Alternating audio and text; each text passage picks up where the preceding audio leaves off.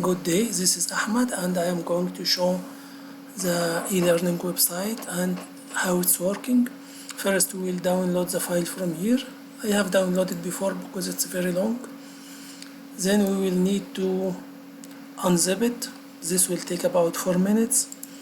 And after that we will need to install files from the requirement. It's here, but it's too many. It take about 13 minutes from me. First, we will need to create the virtual environment as I created here. Then activate it either PS1 if you are a Windows user, or if you are a Linux user, you will take the batch. After that, you will move to the folder that contains the project Elearn backend, which is this folder. After that, you will install all the requirements here. The requirements are many because I am using Celery beats, Tailwind for styling, Django channels, the auto reloader. All of this will take a lot of time. It took from me about 13 minutes. Also the Rabbit MQ for messaging and for caching.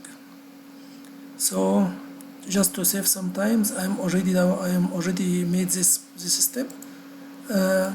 First thing that we need to do is to run the Tailwind by this order, because Tailwind is the one that will process all the HTML files. Then we need to run serially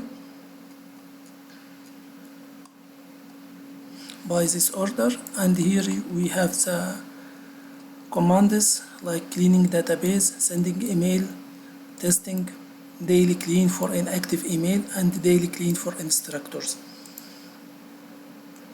Then we can run our project peacefully. Python manage.py run server. We can run it in that way. It will take about few seconds to start running. It's running now under Daphne.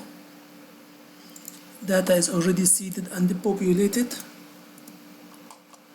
Yes, and also I will logged in. But as part of instruction, I will close this one. I will flash the data and I will reload it again. UI flash to remove all the data.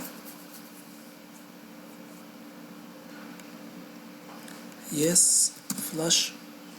I use the management command to load the data. In this area you can find all the CSV files that will be loaded. Python manage.py load data. The name here is the name of the script, either under the commands. Under commands you will find this one.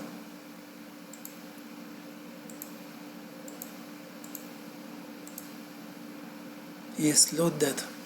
Here is all script to load all instructors, reviews, courses, fake images. We have some fake images and fake videos here, so they will be in the media. None of them is relevant to anything. All of them is fake.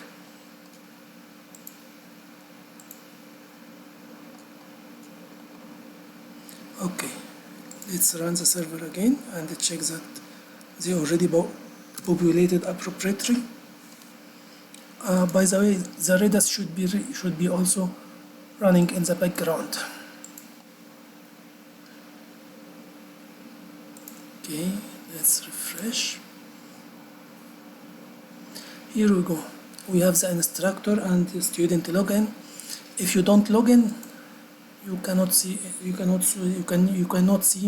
much more data.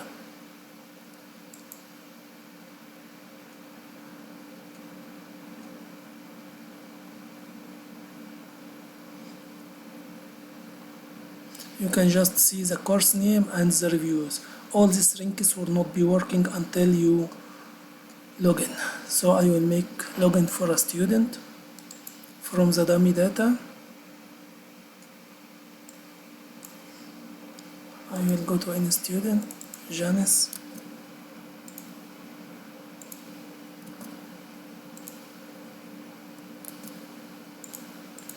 password 456. Okay, that is the Janice.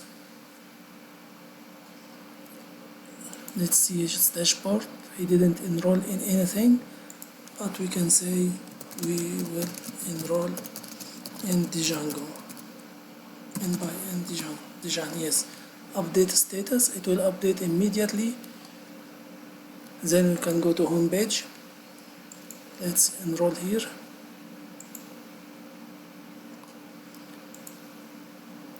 Then we can chat with other student.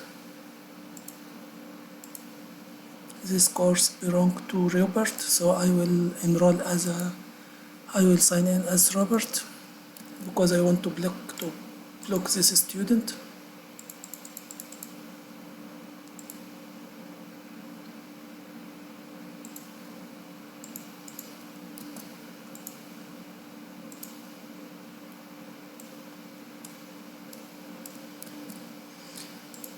As an instructor, I have the full power to block any student who is in my course, and he will not be able to even chat with other students in my course. But first, let's make some chat. Is instructor here? The chat persists.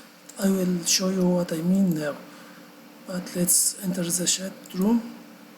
Yes, because it already will be stored in the database. Yes, I am here. I sent two message. Okay. The student will say, I hate you. Then I will go to block him. The great democracy. I will take his name.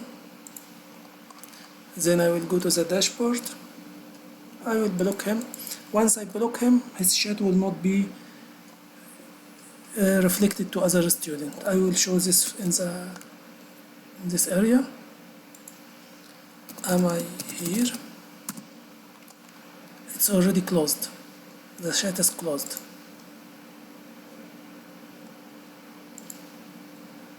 If you refresh, it's already not working anymore, so you cannot. Socket already closed, and he will be just chatting to himself. Connection closed. He will be chatting to himself. No one will be listening to him. If I want to be nice and I want to unblock him, I can go here and unblock him. But for now, even if he try to enter the course again, he cannot enter because I blocked that user. That about blocking and unblocking. Also the reviews. The instructor has a lot of power here. He can see the other student that following him. Now it's only James. If other student here, he will be able to see them. He can create a new course. He can delete a course. He can make a course, but as a draft, then he will publish it. For now, he can see the lecture. If any lecture is low quality, he can delete it. Also from here, student, lecturer, whoever, he can access the API and do the work on them. All kind of APIs for a student, course, and for instructor. All the CRUD operations are available as RESTful API. Finally, all this work, please, to avoid having any problem while running my project, please read this file. It contains all the instructions. If you face a problem, if you need to use a RabbitMQ, if you need to update something, you will find everything here. Thank you for hearing me and watching my video. Finally, I want to show a few things like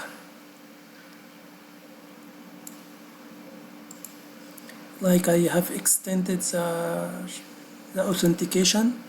The authentication, I extended it to fit for a student and for lecturer. So I can use a student and the instructor backend for authentication. Also, I have added a decorator for user type, so some functions can make user log in for a student only, some for instructor only. Also from here, let's go to home page. The student can see any page, any the dashboard of the other student, but he cannot access the instructor dashboard. He cannot see the instructor. The instructor can see everything, very simple, but he cannot access the courses that belong to other lecturers, and he cannot access their chat. So if he is not the instructor, he will be requested to register as a learner. He can see the course name and lectures here. That's the only thing that he can see. That's all for now. Thank you for hearing me. Assalamu alaikum.